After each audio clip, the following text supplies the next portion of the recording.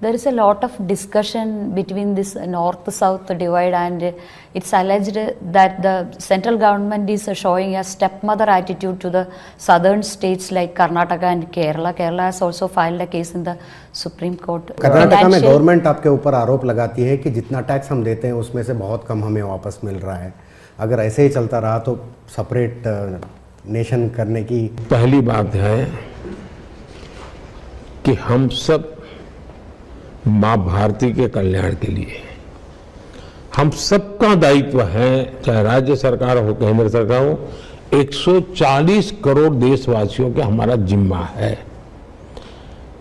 व्यवस्था के लिए अलग अलग लोगों को अलग अलग काम मिले हैं, लेकिन हम सबका लक्ष्य, भारत सरकार का भी लक्ष्य ये होना चाहिए कि केरल के भी किसी गांव के व्यक्ति को सुविधा के लिए जो योजना बननी चाहिए उसको मिलना चाहिए, कर्नाटका के भी किसी व्यक्ति को लाभ मिलना चाहिए तो मिलना चाहिए। तो ये हमारी मूलभूत संविधान का स्पिरिट यही है हमको।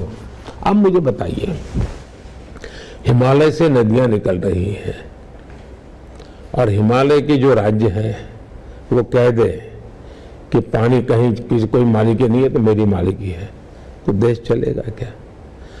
कोयला की खदानें हमारी एक स्थान पर है और हम कह दें कि अब मेरे यहाँ से कोयला बाहर नहीं जाएगा तो और राज्य अंधेरे में डूब जाएंगे कि नहीं जाएंगे?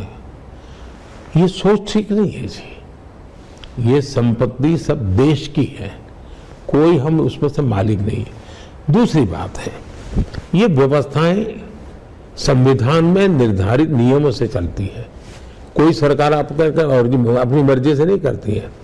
जब 14th फाइनेंस कमीशन आया उसने एक ऐसा बड़ा जबरदस्त निर्णय किया। पहले 32% डिवैल्यूएशन था, उन्होंने 42 कर दिया। अब सब तरफ से मेरे दबाव था, साहब 42 कर ही नहीं सकते, देश चल नहीं सकता है, आप सरकार चला नहीं पाओगे, फेल हो जाओगे। और सरकार को हक है उसमें से 10 में से 5 चीजें लेनी, 3 लेनी, 2 लेनी, 10 लेनी, न लेनी, सरकार के पास अधिकार है, पार्लियामेंट को अधिकार है। लेकिन जब मेरे सामने आया, मैंने कहा भाई मैं जानता हूं, अफसरों ने कहा साहब ये तो बहुत मुश्किल होगा, भारत सरकार चला रही मुश्किल होगा, इतना डिवैल्यूएशन हो जाएगा। मैंने कहा जी नहीं, ये मेरा प्रारंभ है, मुझे राज्यों को पर भरोसा है, राज्य भी अच्छा करेंगे, पैसे जाने दो राज्यों के पास। और हमने 32 का 42 वैसा का वैसा फाइनेंस कमीशन की रिपोर्ट को स्वीकार किया। अब यूपीए के कालखंड में मनमोहन सिंह जी जब थे और रिमोट सरकार चलती थी, तब कर्नाटका को डिवैल्यूएशन का 10 साल में 80,000 करोड़ रुपए मिले थे।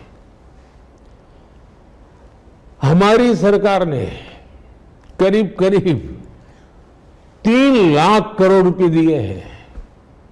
केरला यूपीए के समय 46,000 करोड़ रुपए दिए गए थे, हमारी सरकार ने 1,50,000 करोड़ रुपए दिए हैं। अब ये आंकड़े तो बताते हैं, तमिलनाडु यूपीए के समय तमिलनाडु को 95,000 रुपए, तब की वो सरकार में पार्टनर थे। ये केरल वाले भी सरकार में दिल्ली में पार्टनर थे, हम नहीं बैठे थे, वो बैठे थे। उस समय करीब 95,000 करोड़ रुपया तमिलनाडु को मिला था। आज करीब करीब 3 लाख करोड़ यानी 2,90,000 करोड़ रुपीस तमिलनाडु को मिला है।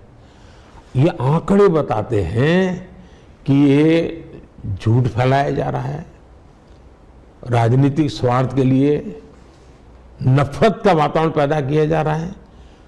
कोई भी और दुर्भाग्य है कि कांग्रेस पार्टी ऐसे लोगों के साथ बैठी है, जो नेशनल पार्टी है, जो 5-6 दशक तक देश चला चुकी है और ऐसी हरकतें और ऐसी गंदी प्रवृत्तियों में हिस्सेदार बन गई है।